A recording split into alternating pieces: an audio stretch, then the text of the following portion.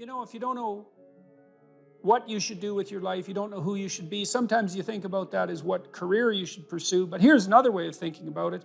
It's kind of a SEAL's ethos that Congressman Crenshaw detailed out. Here's some things you could be. Those are my words. These are his. You will be someone who's never late. You will be someone who takes care of his men, gets to know them, and puts their needs before yours. You will be someone who does not quit in the face of adversity. You will be someone who takes charge and leads when no one else will. You will be detail-oriented, which you discuss a lot in later sections of the book. Always vigilant, attentive. You will be aggressive in your actions, but never lose your cool. You will have a sense of humor because sometimes that is all that can get you through the darkest hours. You will work hard and perform, even when no one is watching. You'll be creative and think outside the box, even if it gets you in trouble. You're a rebel, but not a mutineer. You are a jack of all trades and master of none. And then you follow that a little later with this paragraph, these paragraphs. Be aggressive enough to kill the enemy, but immediately calm enough not to scare the little old lady. You'll be that man who's mentally tough enough to operate in horrific chaos, then immediately transition to tranquility, all without mentally breaking.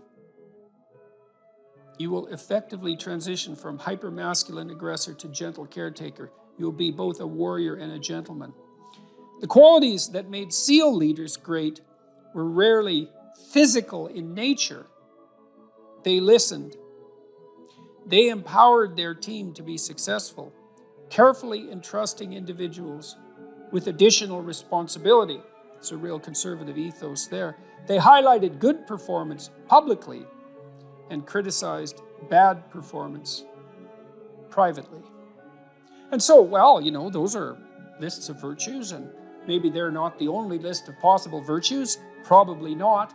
But if you're lost and you don't know where to start, practicing, you also talk about this idea that, this is an Aristotelian idea, that we are our habits. We become what we practice. And imagine if you're lost and you're listening, you think, well, you find some things admirable.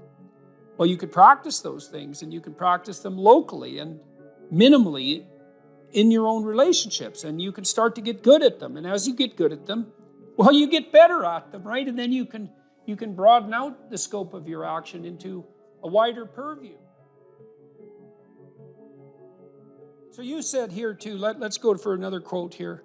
Throughout your life, this is very practical advice too, and I think it's very wise from a therapeutic perspective. Throughout your life, you have people you look up to. Okay, so let's think about that. You look up. What does that mean? Why up? Well, up is something that beckons from a distance. It's like a light on a hill, and we automatically assume that those who we admire are people we look up to. So that specifies a distance and a direction, and it's uphill. It's up toward a higher vista, let's say. So there are automatically people who elicit that spirit in you. You have noticed the way. It might also imply that there's some sense of struggle required to get to that point, because it's easier to go downhill than it is uphill. Yes, definitely. That's right. It's an uphill trek. And it also implies judgment, because if someone's above you, then they also serve as a judge, or you serve as a judge in relationship to them, because you compare yourself unfavorably with them. And that can also inspire you to tear them down. That's really the story of Cain and Abel, and that's a major story. You have noticed the way a teacher, parent, coworker, mentor, or friend interacts with others, and you come away thinking, that behavior simply works better. They are respected, admired, and successful. And you find yourself wondering why that is. You do if you're a little bit humble instead of being envious, right? Because otherwise you think, well, that damn crook, he just stole his position, and that's why he's got it. But if you're a bit humble, you might think, well, no, that guy looks successful. Maybe he knows something I don't. You are noticing attributes and character traits that are good and worth aspiring to. You are noticing attributes that make certain people more successful than others. You are noticing what a hero looks like. And in the process, you are discovering a path made up of desirable personality traits that helps you ascend in social hierarchies. That's Jacob's ladder, by the way. That ladder that is the hierarchy to the good. That's the vision Jacob has of the pathway to God, is that it's a hierarchical structure with the thing that's ultimately good at the pinnacle, by definition, right? The best of all possible goods. And then there are intermediary structures all the way up, and beings inhabiting those structures. And this isn't metaphysical. It's like if you find someone you admire, the reason you admire them is because they're higher up in that heavenly hierarchy, so to speak, than you are. And your whole nervous system tells you that. You're compelled to listen, you're compelled to pay attention by the action of your own unconscious mind. You know, what's interesting about this point of identifying these heroes or at least role models, you can call them either one. I just thought heroes was a more compelling word to use for the sake of writing it. But what's interesting about it too is how pop culture actually plays a pretty important part of this, because like there's plenty of people who simply don't have these good role models in their lives, and you have to acknowledge that. And so where are they supposed to turn? And it's maybe one of the reasons that it's so important to fight these cultural wars that you and I engage in on a fairly regular basis, that they become a serious part of our politics, which at the same time is necessary, but also deeply, deeply unfortunate. I do think the attack on pop culture from this progressive victimhood left has reached a ceiling. I think there's a serious backlash. You look at movies like Top Gun, the recent one, Top Gun, maybe like the highest grossing of all time. Absolutely phenomenal movie, really fun to watch. Why? Because it just had all of these classical virtues infused within it, about relationships and about how you treat people and what the consequences are for treating people as such. That these things speak to people in a deeper way. They can't necessarily articulate them, but they understand it when they see it. And there's these sort of radical minorities that are very loud that want that changed. You know, they want something else to be on that hill, but people react against it because it's not true. There's no truth to that. And something cries out from inside of them then, and that can be appealed to by a storyteller. I saw the same thing in the Marvel Avengers series, is that there is a return to any wide range of classical virtues, certainly brotherhood, a kind of a military ethos, sacrifice, a striving upward, certainly masculine virtues, the combination of the Hulk and Iron Man, for example. There's a monstrous element to the Hulk, but he's a hero in a strange sense, and he's also the revitalizing force for Iron Man when he just about dies, and that's all.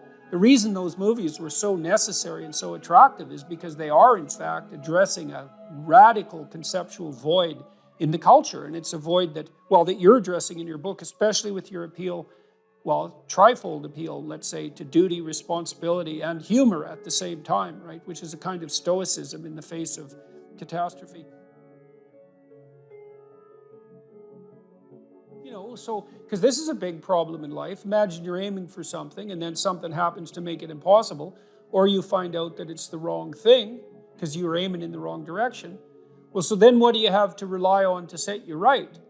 It's not your aim, obviously, but it might be your capacity to take new aim, and that's bloody well dependent on your character.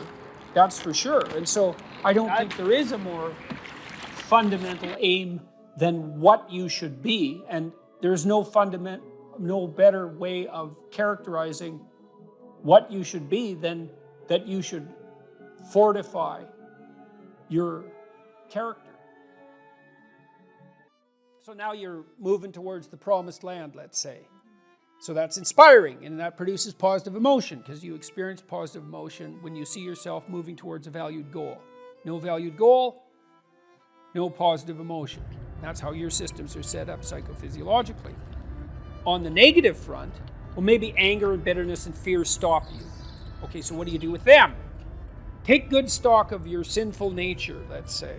You know what temptations you're prone to and what knock you off the beaten track, and maybe you feel guilty about it. You know where your weaknesses are, and you probably have some idea of just what kind of hell you could inhabit if you let those weaknesses get the upper hand.